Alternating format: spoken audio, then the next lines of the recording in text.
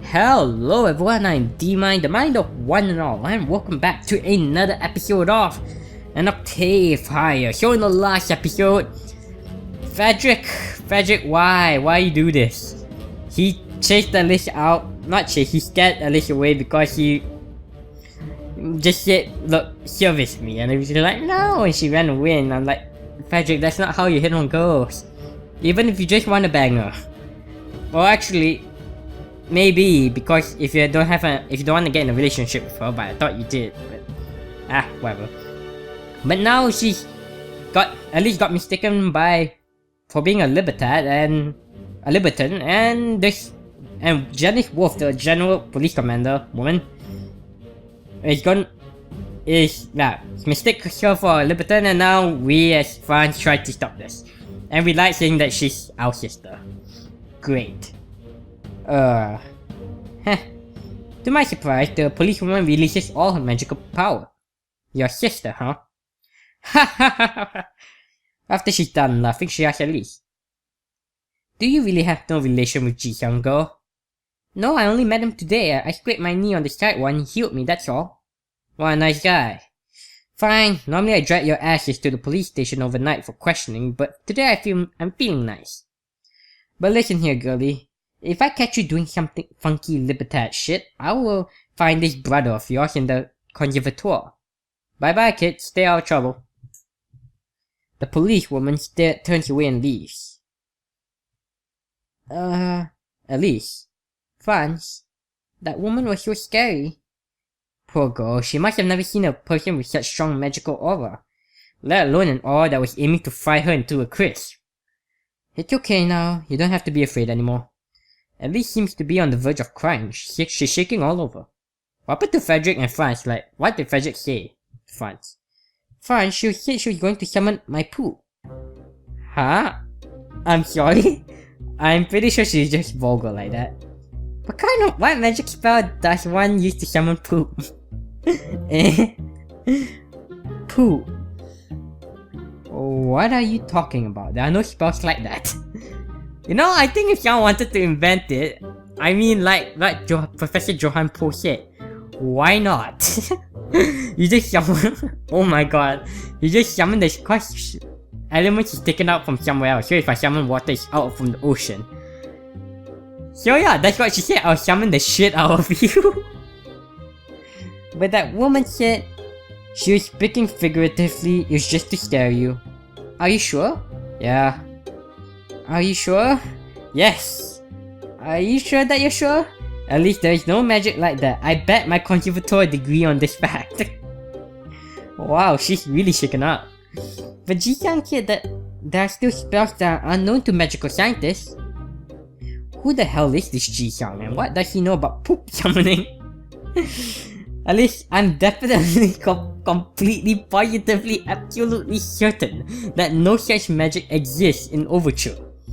And even if it did, a policewoman wouldn't be caught dead using it on a teenager.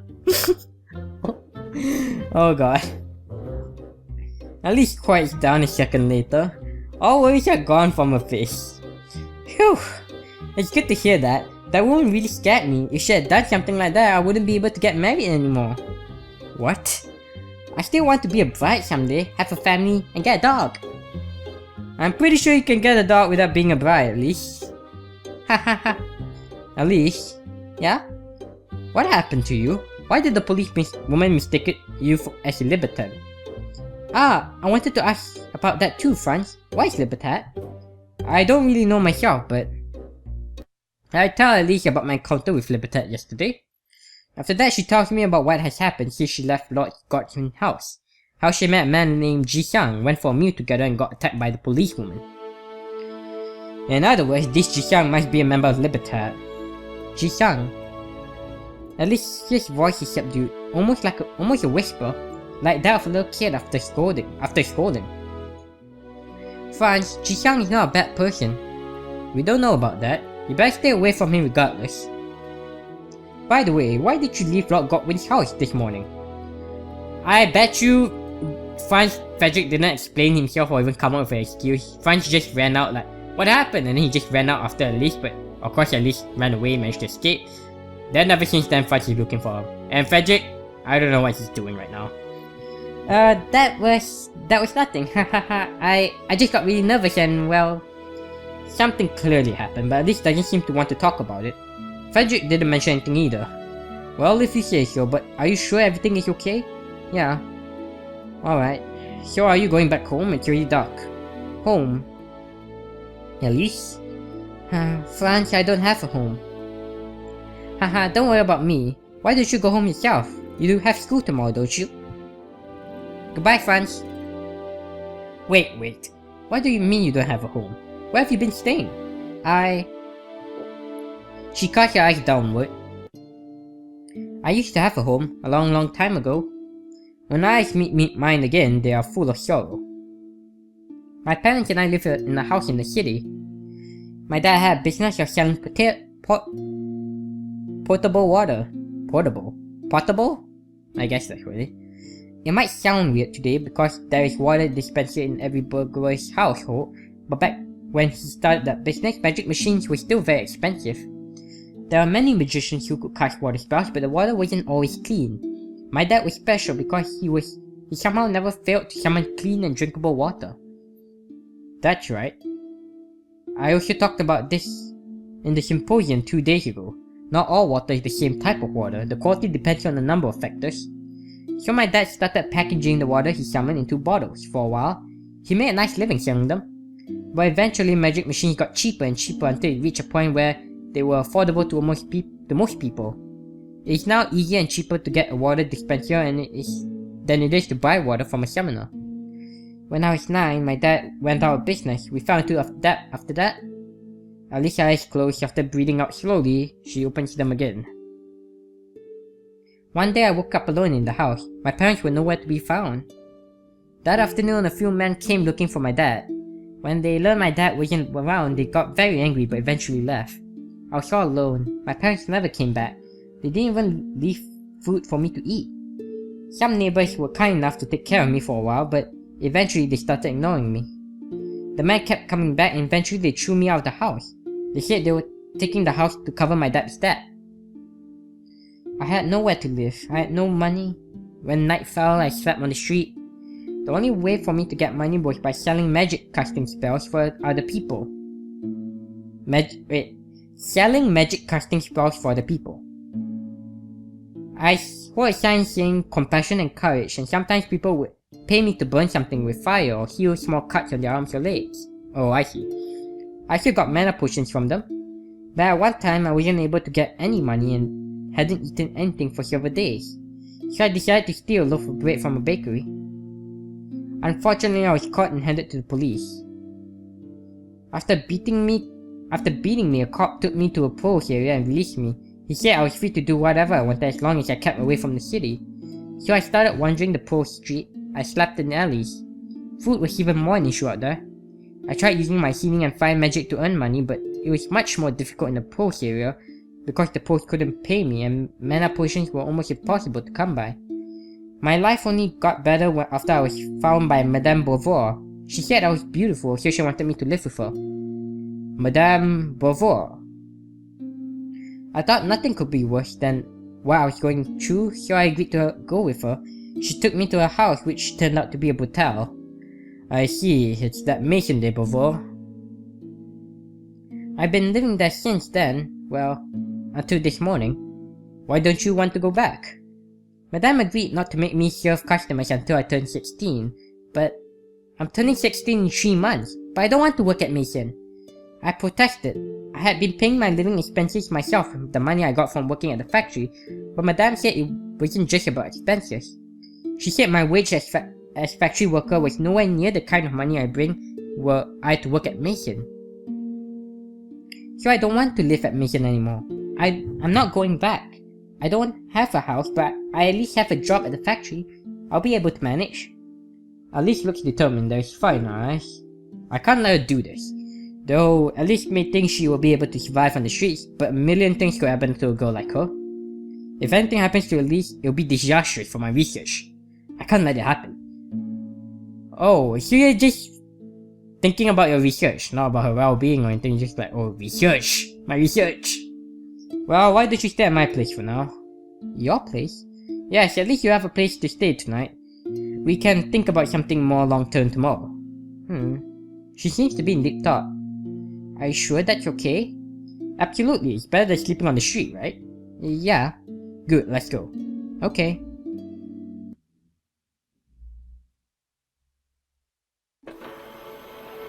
We're here.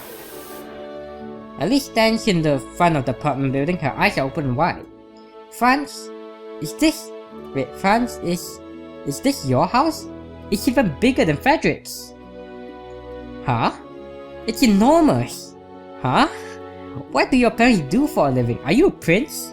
Look, I don't own the whole building. My house is just a unit inside the building. I can't believe... Wait, what? Just come in, you see. Overture is a big and small country depending on how you see it. The monarchy wields huge political power over the other kingdoms in the continent, so in a way these other kingdoms are under the rule of Overture. Traders from Overture have also established many colonies all over the world, which together makes up the so-called Overturian Empire. Okay, why explain to me now? But the kingdom of Overture itself encompasses only a city, the city of Overture. What that means is that this city is home to the kingdom's entire ever-growing population, as well as immigrants who have to come to the magical science capital. Who have come to the magical science capital of the world. As a result, land is expensive and the city has opted for vertical developments. Nowadays, most people in the middle class live in apartment buildings or similar shared dwellings. Alice's lack of knowledge about this type of housing means her parents used to have their own house, either because they were rich or enough to buy one or because their family had owned the house for generations. Franz, are you sure I can stay over? Won't your parents mind? My parents are traveling abroad. It will just be you and me alone at home. I see, it's not a problem then. Yeah, don't worry about it. Okay. I go inside, Elise following me closely behind me. Wait a minute. Yeah, aren't you bringing... This is a student dormitory. Aren't you bringing a girl into your room? I think I just uttered something very amazing.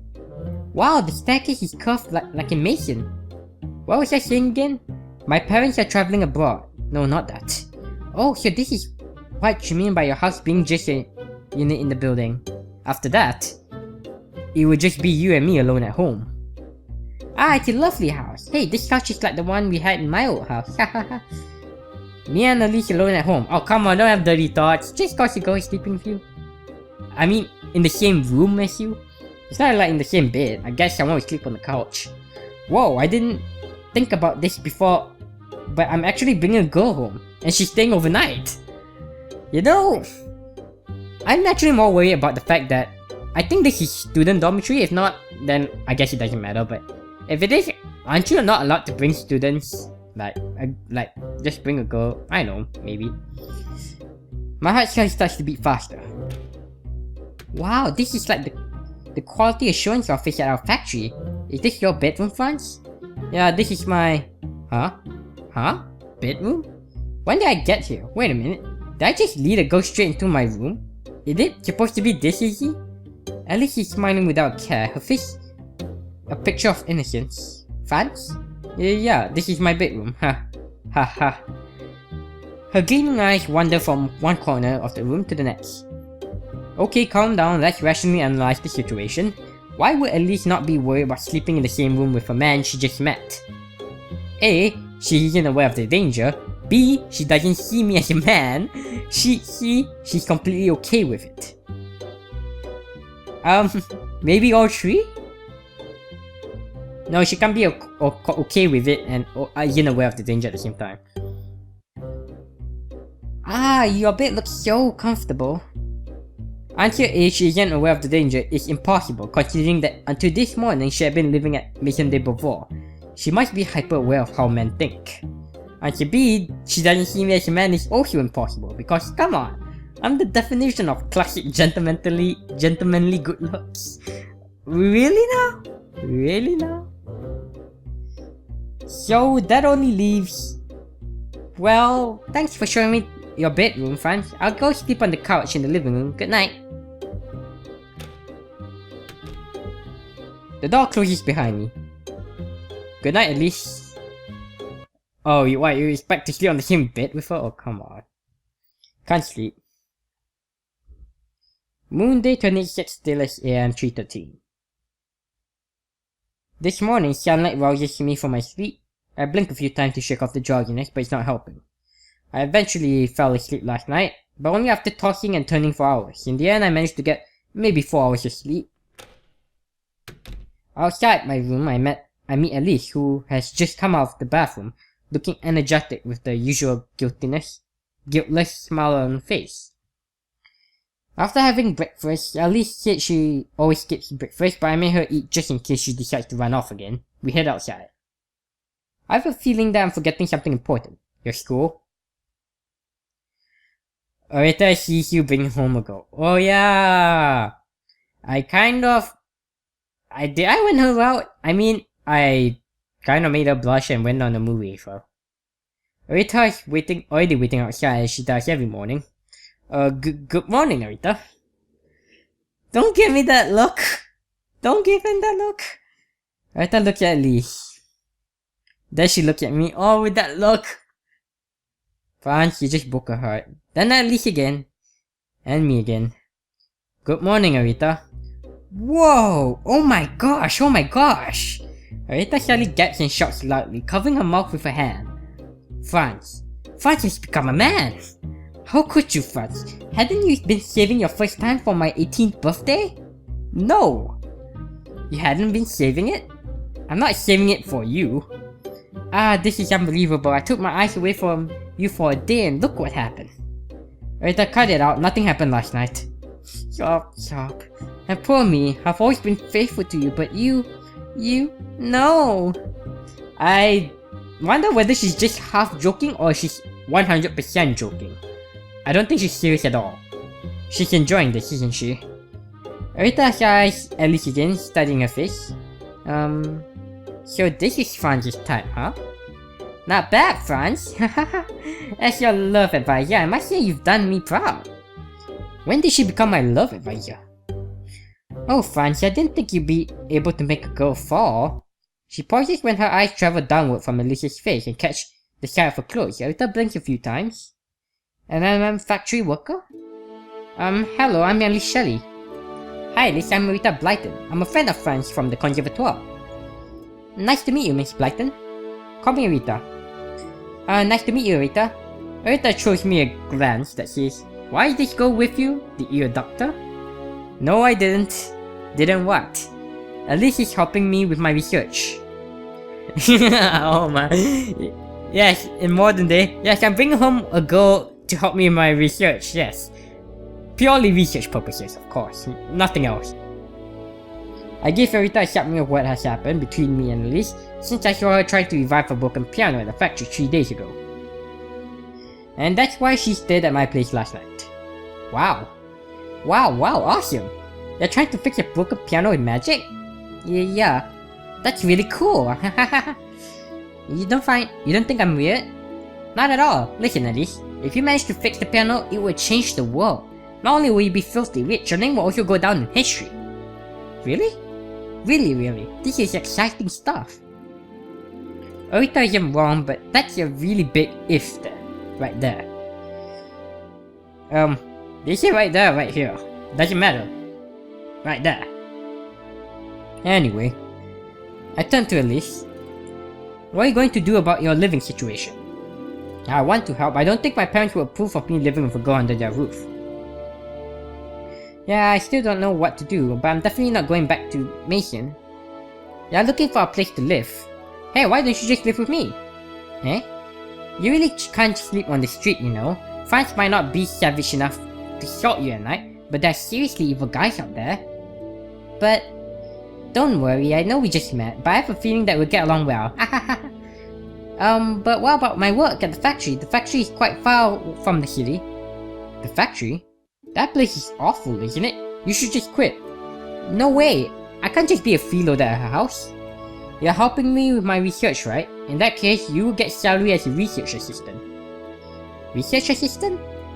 Actually, she's more like a research subject, but never mind. Yes, the salary won't make you rich, but I'm sure it's more than what you get from the factory. I see. Elise begins pondering in silent hesitation. She looks really unsure how to accept the offer. What do you think, Elise? What do you think? What do you think? Rita can be a little girl sometimes. She's like a kid who wants a little sister. What kind of research assistant do? What does a research assistant do? Well, in your case, I only need you to cast magic spells. Come on, what do you think? I give Rita a light chop on the head. Ow. She seems to get my message to not disturb Elise while she's thinking. Finally, Elise comes to a decision. Okay, I'll take both of your offers. Awesome! Shall we go to my house? My mom will love you. Hey, are you forgetting that we have to go to the conservatoire? Oh, you're right. Sheesh. Well, now that she has Elise as a new toy, maybe Rita will stop teasing me so much. I'm sorry, Franz. I didn't realize how much you were looking forward to going to the conservatoire with me. Or maybe not. Let's go, Elise. Am I going too? Of course, you're my research assistant, remember? Right. So, I wonder what happened to Frederick, really. We've arrived at the conservatoire. Elise tags along right behind me and Rita, bobbling her head everywhere, occasionally spinning around to get a second look at wherever we walk past. Her eyes wander up, down, left, right, like a kid in an amusement park. Look, what is that? Elise is pointing to a spear that is floating up and down above a pool of water, and moving and spinning in a spiral motion, while spraying water around and spreading amplified light in various colors. A fountain. The water droplets act as a screen for the light that constantly moves with the spear. Wow, so pretty! I remember standing in front of it every day in my first year, just watching the ball moving and spinning until I understood how to build it. You can make that? Elise stares at Rita open mouth and bug-eyed. Maybe if I had a pool that big in my house. Wow, you guys are like geniuses. We traverse the courtyard along with other students who are scurrying to attend their morning classes. Some of them are giving Elise a curious look, but Elise is too excited by every magical thing in her surrounding to notice them. As we are walking, Elise never stops admiring everything she sees, even the sight of a sophomore who fails miserably at flying a carriage and is now doing vertical loops in the air. He might be able to pass it off as a short acrobatic move if he weren't screaming at the top of his lungs. Finally, we reach the conservatoire building entrance. We stop in front of a flight of stairs. So we meet back here at noon. Professor Poole wants me to teach the freshmen again this afternoon, so 3 o'clock. Okay, see you later, Elise. Please watch Franz in my place. Make sure he doesn't do anything weird to the freshman girls. Rita, damn you, Rita. Stop training Elise. Okay. Don't listen to her, Elise. I'm beginning to have doubts about them living together. Rita climbs the stairs while Elise and I head to the Magic Systems laboratory. As soon as we enter the lab, Elise's eyes sweeps across the room, mystified by all kinds of laboratory equipment that must be unfamiliar to her. It takes her a few seconds to notice the old man sitting at the desk. Oh, Franz, good morning. Good morning, Professor. I'd like you to meet Elise. She's the girl I told you about the other day. Good morning, Professor. I'm Elise Shelley, Franz's research assistant. Elise, actually we need the Professor's approval before you can formally become my assistant. Is that so? Oh, consider it approved. Nice to meet you, Miss Shelley. My name is Johann Poe, and I am Franz's research advisor. Everyone calls me Professor Poe. Nice to meet you, Professor Poe. Miss Shelley, I heard you tried to revive a broken piano, is that right? Yes, that's right. Ho, that's very interesting. Professor Poe opens his desk drawer, produces a vial of mana potion and hands it to Elise. I would like to see your magic if I may. Sure. After Elise receives the potion, Professor Poe grabs a piece of paper from his desk and tears it in half, then puts both torn pieces back on top of his desk.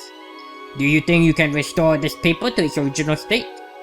Elise cocks her head in silence, her eyes glued to the 2 pieces of paper on the desk. I'll try. She takes the cap of the vial and gulps the potion down. As her hand hovers a few inches above the paper, with palm facing down, she builds up compassion. Transform. Faint white light is emitted from her right hand. Amplify. Amplify, transform, compassion. Ho ho ho. Well, why don't you start working on officially enlisting Miss Shelley as your research assistant, Mr. Byron? Did she fix it or not? Yes, that's the plan for today. I need to take Elise to the administration office to take care of the paperwork. I'll be back here later to get your signature. They actually went through? Nope, they just have dots. It's just dots, right? Yep. Sounds like a plan. Let's go, Elise. Did she actually fix the paper? Okay. The paper is still torn in two pieces, completely unaffected by Elise's magic. The spell didn't make the pieces move, it didn't transform them in any way. Nothing happened. Absolutely nothing happened. And I didn't feel anything. It was just the usual revive. I've seen countless times, nothing abnormal about it. We spent the whole morning doing paperwork. Normally the process is very quick if the assistant is also a conservatory student, but because Elise is not a student, it's a bit more complicated. What complicates it even more is that Elise doesn't have any identification, which is hardly surprising given her circumstances, but the administrative assistant insists on following the protocol. We finally resolved the issue with Professor Poe's help. When we are done with the administration stuff, it's already lunchtime, so I'll take Elise to the cafeteria. I've always thought that the prices here are student friendly, but apparently Elise thinks they're expensive. What can she possibly afford on her budget? Cat food? We go back to the laboratory after lunch. Have you taken care of everything? Yes, sir. Good. Welcome to the Magic Systems Laboratory, Miss Shelley. Ho ho ho. Yeah. Elise said this hung low. Her eyes focuses on the torn paper still on the desk. Don't worry about this. I'm sure your magic will greatly assist this research. Isn't that right, Franz? Yes, Professor, definitely. Well, I have a meeting to attend outside the conservatory, so I should take my leave. I'll leave the IMS class to your capable hands again, Franz. Remembering that I have to teach the freshmen again today, I take out my chronometer. Wait, there's not Professor Poe talking, why am I?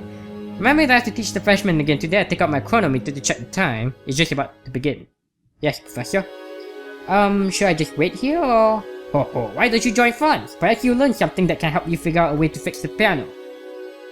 But I'm not a student here. Well, but you're now officially Franz's assistant, aren't you? Franz is my assistant, so by extension you're also my assistant. Alright. Good, I'll see you both tomorrow. Let's get going, it's almost time for class. Oh no, another exposition class? Okay. I think it's another exposition class. This game loves its exposition. I head to the classroom together with Elise. Franz, why are you going to teach? To be honest, I have no idea. The class is all about the basics of magic and casting, so I pretty much just wing the lectures. We haven't gotten into anything complicated yet. Oh. Is there anything you specifically want me to talk about? No, not really. But there is something else I wanted to ask about. To us. Elise seems to have remembered something. Why is Professor Poe's room called Magic Systems Laboratory? I just said Elise as we walk side by side. Good idea. Huh? When we arrive at the classroom, I grab the door handle and open the door. Oh, I'm Elise now. I follow Franz inside and close the door behind me. Franz moves to the front and facing the students while I go take a seat at the back. I can feel the students' eyes following me. They're probably wondering why there is a girl without a proper school uniform joining the class. I'm excited to be attending a lesson, but I'm also nervous because I feel like I'm not supposed to be here. Good afternoon, class. Professor Poe is absent again today, so I'm standing in for him again. Lucky you. Last time we learned about one of the fundamentals of magical science, which is the magic formula. Today I'm going to talk about another important thing that happens to be closely related to magic machines. If you don't know what a magic machine is by now, I suggest you drop out of school because you are dangerously unobservant. They are everywhere, all around us. Now think about your average magic machine. There are some simple magic machines whose function is limited to one magic spell. For example, your stove can only cast fire. However, many magic machines are more complex, usually involving a combination of a series of magic spells. Omnibuses, for example, can nullify the gravity and transform the movement of air. In this case, the magic of an omnibus can't be adequately described with just a magic formula, which is why there's another model that's a little more complex called magic system. Hearing Franz say a magic system reminds me of Professor Poe's room, the Magic Systems Laboratory. A magic system is formally defined as a combination or a series of magic spells that act upon a set of inputs to produce one or more outputs. Write that down. Yes, I'm writing that down right now as we speak. Professor, this is a class I'm taking. Why am I sitting through a class? Bah. So going back to the omnibus, you could say that an omnibus machine is a magic system that takes the omnibus, the driver's willpower, and the driver's faith to create motion. In this case, there are 3 inputs: omnibus, willpower, faith, and one output, motion. Basically, anything that uses magic spells to process something into something else is a magic system. It doesn't even have to be a magic machine, for example. And Franz is thinking, his eyes meet mine. For example, the assembly line in the factory. To produce a chassis for a magic machine, first, chunks of metal are deposited into a furnace, and then a factory worker melts the metal with fire. I was that factory worker. The liquefied metal is then transferred to a mold, and another worker turns the metal back into solid by absorbing its heat, using another spell. The result is our chassis part. And that other worker was Jude. It was done by 2 human magicians, but the process is a magic system that takes 2 inputs, metal chunks and courage, to produce and output a chassis. Whoa, I never knew that. I was a component of a magic system. Last time we learned about how we could use magic formulas and notation to describe magic spells. Now how do we describe a magic system? What kind of notation do we use? Franz pauses, waiting, but the students stay quiet. Doesn't anyone know the answer to Franz's question? I certainly don't. I don't even know what a magic formula is. For this purpose, we have something called a magic system diagram. Of course, a magic system diagram to describe a magic system. I could have guessed that. Let me show you what it's like. But we will see that in the next episode. So, leave a like, comment, and subscribe, and follow me on Twitter at DMindGaming if you have enjoyed. And I hope to see you again in the next episode.